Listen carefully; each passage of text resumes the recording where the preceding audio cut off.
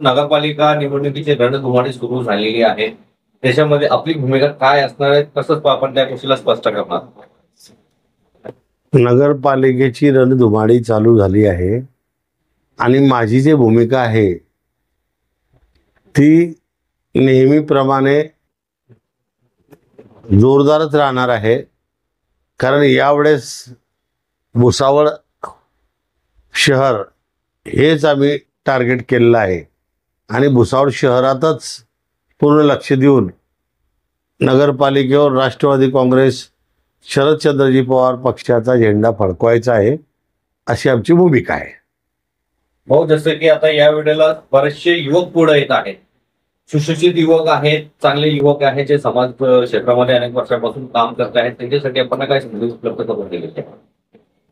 युवकांसाठी जवळजवळ 70% तिकीट जी आहेत ते युवकांसाठी दिले जाणार आहेत आणि त्या युवकांसाठी दिले जाणार आहेत की ते जनतेसाठी भांडून काम करून घ्यायची ताकद ठेवतील, नगरपालिकेकडनं काम करून आणि चांगल्या क्वालिटीचं काम करून घ्यायची ताकद ठेवतील. अशा युवकांना मोठ्या प्रमाणात संधी देणार आहोत.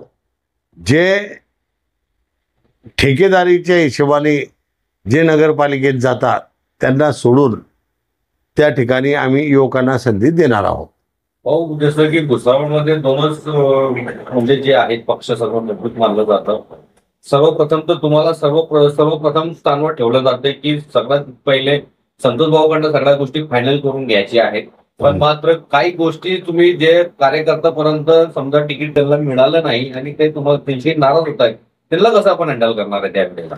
नाही, कार्यकर्त्यांना माहिती आहे की सीट्स 50 आहे आणि 500 लोक मागतील तर सीट तर 50च दिल्या जातील. मग 450 कार्यकर्त्यांना कसं ॲडजस्ट करायचं त्याची कल्पना मला आहे. त्याच्यामुळे त्यांना पुढील भविष्यात कुठे ना कुठे आम्ही सांभाळून घेणार आणि कशा पद्धतीने सांभाळायचं त्यांना पदं द्यायची, चांगली जी काही पदं देता येतील ती आम्ही देतो. कारण सामान्य कार्यकर्त्यांना मोठं करायचं काम आम्ही केलं, आजही करतोय आणि उद्याही करू. त्याच्यामध्ये आमचा बदल होणार नाही. असा एक प्रश्न अजून पडलेला आहे भाऊ, जसं की आपण सगळ्यांना माहितीच आहे की निवडणुकी एकदम 28 दिवसाची आचारसंहिता यावेळी पहिल्यांदा आलेली आहे. त्याच्यामध्ये फॉर्म भरणे आहेत, माघार घेणं आहेत आणि मात्र आपल्याला शेवटचे 4 दिवस 5 दिवस प्रचाराला भेटत आहेत. ते कसे रणनीती आखणार आहेत, कसं त्याच्यावर काम करणार आहेत? आता कसं आहे, मला तर असं वाटतं की आमच्यापेक्षाही जास्त जनता आतुर आहे की लवकर मतदान व्हायला पाहिजे. आणि जनता इतकी त्रस्त झालेली आहे, इतकी संतापात आहे की जनतेला हे 8 दिवस म्हणताय तुम्ही, 15 दिवस 28 दिवस म्हणताय, पुऱ्याला 15 दिवस दिले असते तरी जनतेला आवडलं असतं की बा चला आम्ही संकटातून बाहेर निघणार आहे. म्हणून हा जो कर्मी कालावधी आहे हा जनतेसाठी सुद्धा चांगला आहे आणि ज्यांना लोकांना निवडून द्यायचं ते देतील. तो आपको पता है कि अभी आज जो मौजूदा सरकार जैसे बीजेपी, उन्होंने भुसावल शहर में 2 चित्र बना के रखे हैं. एक जो भाग है, एक विकास का भाग है और एक ऐसा एरिया है माइनॉरिटी का जहाँ पे विकास नहीं हुआ. अगर आप नगर पालिका इसमें सफल होते इस चुनाव में तो आपका काम कैसा रहेगा? आप सबसे माइनॉरिटी के एरिया में पहले काम करेंगे या पूरे शहर में करेंगे विकास का काम? देखो, अपन ने आज तक जो भी काम किया है वो पूरे शहर में किया है. ना इधर ना उधर, ना माइनॉरिटी ना मेजॉरिटी, ये धंधा विषय नहीं. शहर के लोगों ने वोटिंग किया है, उनको सबको अपन ने काम करना चाहिए, ऐसी हमारी भावना है. नगराध्यक्षाचा उमेदवार कोण आहे असं आज आपण डिक्लेअर करणार का? तुमचा नगराध्यक्ष नाही, अजून नाही. अजून उद्या आणि परवा 2 दिवस फॉर्म आल्यानंतर मग त्यांचे मुलाखत घेतल्यानंतर मग डिक्लेअर करणार. पहिल्यापासूनच म्हणजे सगळे भुसावळ पण तुम्हाला एक शिल्पकार म्हणून तुमची ओळख आहे या ठिकाणी की भुसावळचे सगळ्यात जास्त विकासाचे काम आपल्या माध्यमातून भुसावळ शहरात झालेलं आहे. तर आपल्यासाठी सत्ता आवश्यक आहे का विकासासाठी, किंवा इतर कोणत्या कामासाठी सत्ताच पाहिजे का, किंवा फक्त संतोष भाऊचं नाव जिथे आले त्या ठिकाणी कामं होतील अशी लोकांची इच्छा आहे, पण भाऊ या ठिकाणी दिसून येत नाहीये संतोष? पहा, भुसावळचा विकास करण्यासाठी भुसावळ नगरपालिकेची सत्ता असलीच पाहिजे, त्याच्याशिवाय विकासच होऊ शकत नाही. कारण जर अधिकार नाही राहणार तर बाकीच्या विषयाला काही अर्थ नाही. आणि जर का सरकारी जे आता सरकार आहे त्या सरकारच्या विरोधात किती ओरडले तर ते झोपायचं ढोंग करतात. त्यामुळे तुम्ही कितीही तक्रारी केल्या त्यांच्या, तर त्यांची सत्ता आहे ते आणि त्यांची माणसं बसले आहेत, तर ते झोपेचं ढोंग करणार, ते कधीच ऐकून घेणार नाही. भाऊ, जेव्हा आपण नगराध्यक्ष झाले होते प्रथमतः, हो. म्हणजे आपण बघू शकतो की तो जो माहोल होता, की आपण जेव्हा नगराध्यक्ष झालेले होते तो भुसावळ शहरामध्ये पूर्ण अतिशय एकदम फक्त एकाच नावानं संतोष भाऊ. हो. त्याच्यानंतर आपण आमदार झाले तर एकच सगळ्याकडे तोच चर्चा होती, संतोष भाऊ. मात्र त्यावेळीचे संतोष भाऊ आणि आजचे संतोष भाऊ मध्ये काय अंतर आहे? त्यावेळेसच्या संतोष भाऊमध्ये ना आजच्या याच्यामध्ये काहीच फरक नाही आहे. फक्त इतकं झालेलं आहे की परिस्थिती जी आहे, शासन बदललं आणि शासन बदलल्यामुळे ज्यांच्या हातात सत्ता आली ते गब्बर झाले आणि ते गब्बर जे आहे आज आपल्या भुसावळला हे करतायत. आज बेरोजगारी मोठ्या प्रमाणात, त्यानंतर गुंडगिरी गुन्हेगारी मोठ्या प्रमाणात, विकासाच्या नावाने पैसा खाणं मोठ्या प्रमाणात, एक रस्ता 1 वर्ष टिकत नाही, 6 महिने टिकत नाही अशी पोझिशन आहे. ब्लॉक कुठे कुठे बसवले गेले, ब्लॉकचा किती मोठा विषय आहे ते सुद्धा सर्व आता धीरे धीरे आम्ही सांगू तुम्हाला की हे पेवर ब्लॉक बसवण्याचं काय कारण अलग लक्षात, बाकीचे काय काय कारण आहेत. आणि एकेका ठिकाणी 3-3 दार काम झालेलं आहे कागदोपत्री आणि केलं एकच दार आहे. मोजमाप मध्ये सुद्धा फॉल्ट आहेत, सर्व भरपूर विषय आहेत. जनतेचा एक प्रश्न आहे, 15 दिवसाआड भुसावळ शहरात पाणी येत आहे तर जनता त्रस्त झालेली आहे, तर त्याला जबाबदार कोण आहे हे जनतेला माहिती आहे.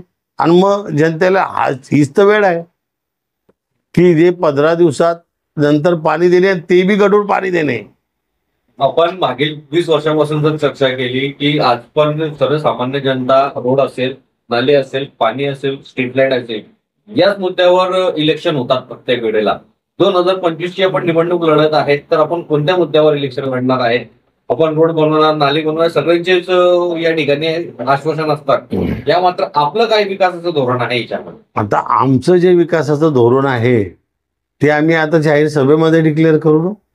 आज जर डिक्लेअर केलं तर समोरच्यांना त्याची संधी मिळेल आणि ते तुम्हाला माहिती आहे शेवटी आमच्याच पावलावर पाऊल ठेवून पैदा झाले आहेत. आलं लक्षात?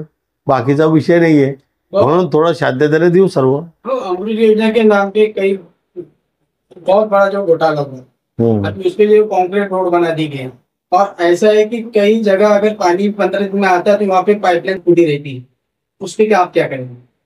बघा, अमृत योजनेचं नाव इतकं सुंदर ठेवण्यात आलं होतं, अमृत योजना, पण यांनी त्या योजनेला एक जहरीली योजना करून टाकली.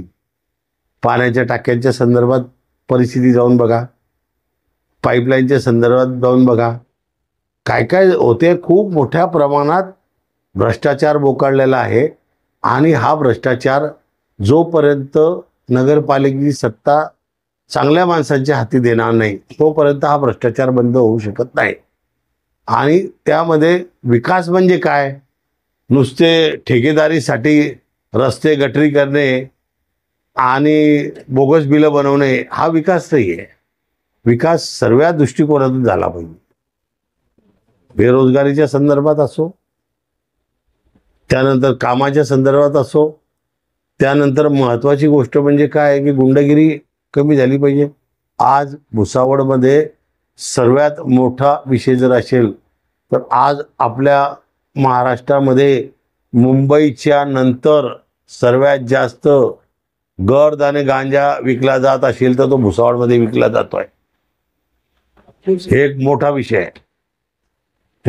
भाऊ, जसे की महायुती आणि महाविकास आघाडी, महायुतीचे जितकेही नगरसेवक या ठिकाणी आहेत ते म्हणजे पैशापासून सगळे भरपूर दांगट झालेले आहेत सगळे, तर त्यांचं आपण कसं तोड देणार, कसं हे करणार? जे पैशाने दणगड झालेले आहे, ज्यांनी जनतेचा पैसा खाल्लेला आहे, ती जनता काढेल ना. आणि आता एक काढतील ना, हे सुद्धा पैसा काढतील. आणि जनतेला माझी विनंती आहे की कोणीही आपलं नुकसान करून घेऊ नये, यांना सोडू नका. यांनी जसं खटमल सारखं रक्त पेललं आहे तसं तुम्ही यांचं खटमल जे आहे ना, सर्व खटमलची औषध टाकून या खटमलांना तुम्ही व्यवस्थित जागा दाखवा. हे सगळ्यांसाठी मेसेज आहे भाऊ, काय फक्त एकतर्फा मेसेज आहे? कारण की सर्वांसाठी, मोठ्या खटमलांपासून तर लहान खटमलपर्यंत. कारण की इथं जे दुसरे जे युवा मोठ्या खटमलपासून तर लहान खटमलपर्यंत बस, सरळ सरळ.